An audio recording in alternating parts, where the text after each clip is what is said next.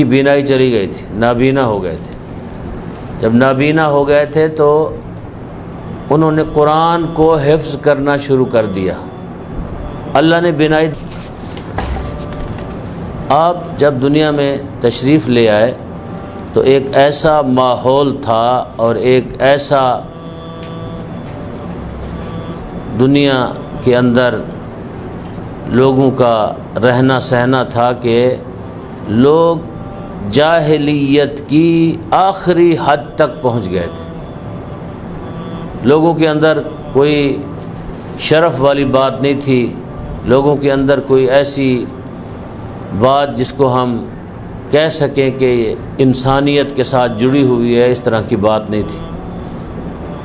وہ زمانہ تھا جب آپ تشریف لے آئے کہ بت پرستی کا زمانہ تھا، وہ زمانہ تھا جس زمانے میں لڑکیوں کو زندہ درگور کر دیا جاتا تھا، وہ زمانہ تھا جس زمانے میں لوگ یہ بھی شعور نہیں رکھتے تھے کہ ہم برہنہ ہو کے طواف کعبہ کر سکتے ہیں یا نہیں کر سکتے، اتنا بھی شعور لوگوں کے اندر نہیں تھا۔ یعنی آپ جب آئے تو اتنی زیادہ جہالت تھی کہ آپ اس کا تصور بھی نہیں کر سکتے۔ آج بھی کبھی کبھی ہم دیکھتے ہیں تو وہی جہالت والا دور ہمیں نظر آتا ہے کہ وہی مشرکین مکہ جو اس زمانے میں ان کا جسم جو ہے برہنہ ہوتا تھا، آج ہم ان کی بڑے عرصے بعد کاپی کرنے کی کوشش کرتے ہیں۔ ہماری بچیاں، ہمارے بچے، ہم جب دیکھتے ہیں معاشرے کے اندر تو اس دور کی کچھ تھوڑی بہتی جھلک یہاں نظر آتی ہے، جبکہ ہمیں کیا ہے چاہیے کہ آپ صلی اللہ علیہ وآلہ وسلم کی سیرت طیبہ کا مطالعہ کریں، پڑھیں، اور آپ کی سیرت کے مطابق ہم اپنی زندگی گزاریں۔ ہمارا لباس محمدی ہو، ہمارے اٹھنا محمدی ہو، ہمارا بیٹھنا آپ صلی اللہ علیہ وآلہ وسلم کے ساتھ جڑا ہوا ہو۔ ہم کوئی عمل کریں، ہم جب بولیں تو ہمارے بولنے سے اخلاق محمدی کی جھلک آنی چاہیے۔ یہ نہیں ہے کہ ہمارا بولنا جو ہے ایسا ہو جاہلانہ، جب ہم کسی سے گفتگو کریں تو ہمارے اس کلمات سے جو ہم ادا کر رہے ہیں اپنی زبان سے، ان کلمات سے لوگوں کو اذیت پہنچے۔ آپ کے وجود سے کسی کو اذیت نہیں پہنچی۔ آپ کا جو قرآن حکیم میں اللہ نے فرمایا ہے رحمت للعالمین، یعنی کیا مطلب رحمت للعالمین؟ واقعاً وجود مصطفیٰ سراپا رحمت تھا۔ آپ نے آج تک کسی کو نہ ہاتھ سے، نہ زبان سے، نہ اشارے سے، نہ آنکھ سے، کسی بھی طریقے سے کسی کو تکلیف اور اذیت آپ نے نہیں دی۔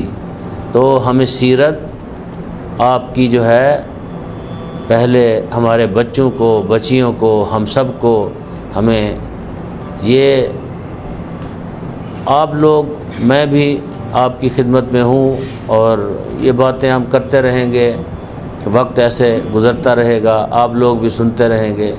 کبھی کبھی میں یہ گمان کرتا ہوں کہ یہ نہیں کہتا کہ آپ سارے 100%، کچھ لوگ ایسے ہیں وہ سمجھتے ہیں کہ چلو جی کیونکہ یہ ایک ہمارے اوپر لاگو ہے یہ بات، ہم یہاں جمع ہو جاتے ہیں، آ جاتے ہیں۔ باقی یعنی اگر انسان اس لیے چیزیں سیکھے کہ سمجھے کہ میرے پاس اور کوئی چارہ کار نہیں ہے، قرآن سے بڑی کتاب سیرت مصطفیٰ نہیں ہو سکتی۔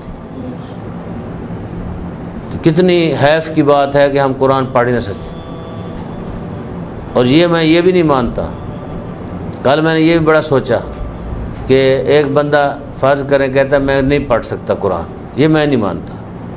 قرآن نور ہے، قرآن کو جب پڑھیں گے تو قرآن پڑھنا آ جائے گا۔ آیت اللہ العظمیٰ آغا خوئی رحمۃ اللہ علیہ کے بارے میں یہ بات میں نے سنی ہے، مشہور ہے کہ وہ آخر عمر میں ان کی بینائی چلی گئی تھی، نابینا ہو گئے تھے۔ جب نابینا ہو گئے تھے تو انہوں نے قرآن کو حفظ کرنا شروع کر دیا، اللہ نے بینائی دوبارہ دے دی قرآن کی برکت سے۔ قرآن حکیم خود نور ہے، اس کی برکت سے ان کی بینائی واپس آ گئی، آیت اللہ خوئی رحمۃ اللہ علیہ کی۔